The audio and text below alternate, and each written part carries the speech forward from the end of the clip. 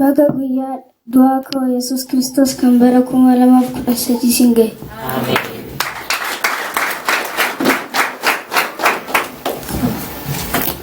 Ani asitti nan argame sagalee siraachuu dubbisuu fi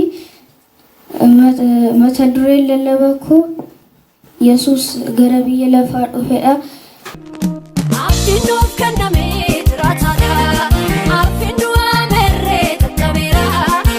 Kan nama qabuun jifatame. Yesuus du'ee nafnee du'aa ka'ee. Yesuus du'ee nafnee du'aa ka'ee.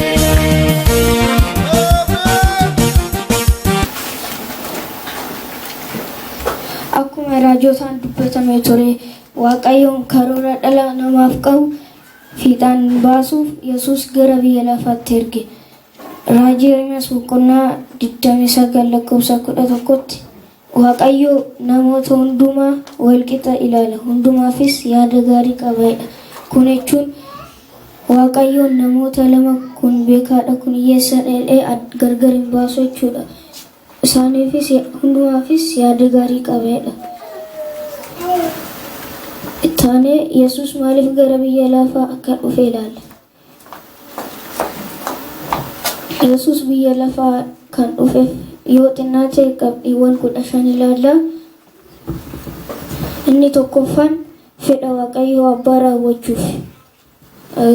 Fedha Waaqayyoo Abbaa raawwachuuf Wangeela Yohaannis boqonnaa 6:38 in argattu jechuudha. Cubbamoota fayyisuu heddu. Kun jechuun immoo hunduma keenya cubbamoota waan taaneef cubbuu keenya fayyisuuf yookiin oolchuuf jechuudha. Tokkoffaa Xiimotewos boqonnaa 1:15 irratti in argamtu jechuudha. Sadaffaan ifa isaa gara biyya lafaa ishee dukkanatti fiduuf jechuudha. Wangeela Yohaannis boqonnaa 12:46 irratti in argamtu.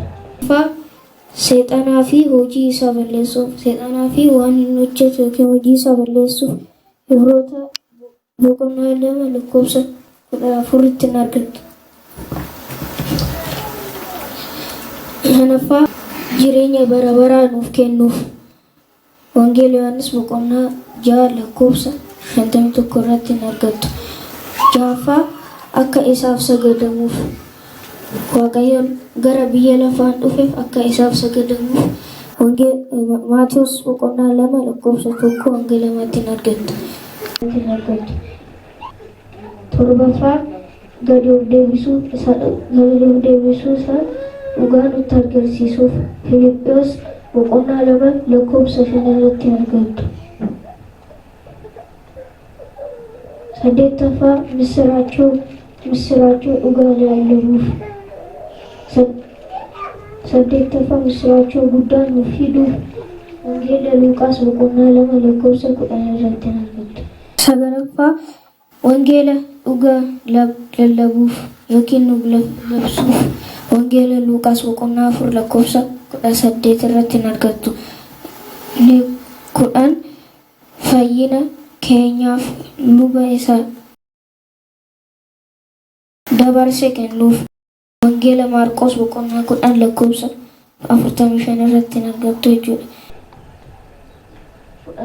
11 firdii fiduuf Wangeela Yohaannis boqonnaa 9:39 irratti in argattu. 12 seeraa fi raajotaan kan dubbatame guutuu gochuuf. Seeraaf raajotaan kan dubbatame fiixaan baasuuf yookiin guutuu gochuuf Wangeela Maatewos boqonnaa 5:17 irratti in argattu. 13 cubbamoota akka fayyinaaf dhufu dhiifama lubbuu gochuuf Wangeela Maarqos boqonnaa 2:17 irratti in argattu. 4 nuyi argachuuf jecha nuuf Wangeela Yohaannis boqonnaa 2:4 irratti in argattu. 15 warra badan barbaade argachuuf akkasumas nagaa isa nuuf kennuuf warra badan barbaaduuf yookiin nagaan isa nuuf kennuuf wangeela Luqaas boqonnaa 19 lakkoofsa 5 irratti argattu jechuudha.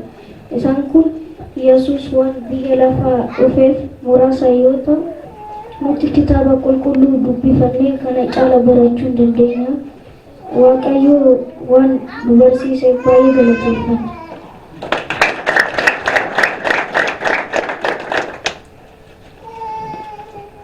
Isinis ijoolluma koo osoo hin laaliin sagalee Waaqayyoos anas mucaa keessanis kabajaan waan na dhaggeessanis eebbifamaa.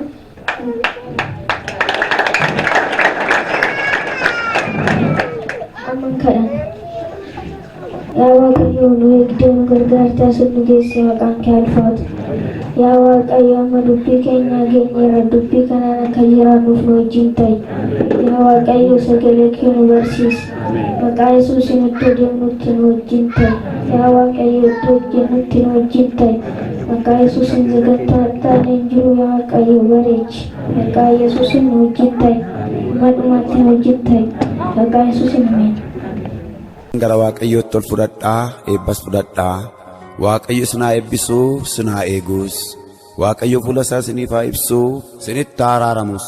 Waaqayyo fuula isaa gara keessanitti haa deebisu, nagaa isaas isiniif haa kennu.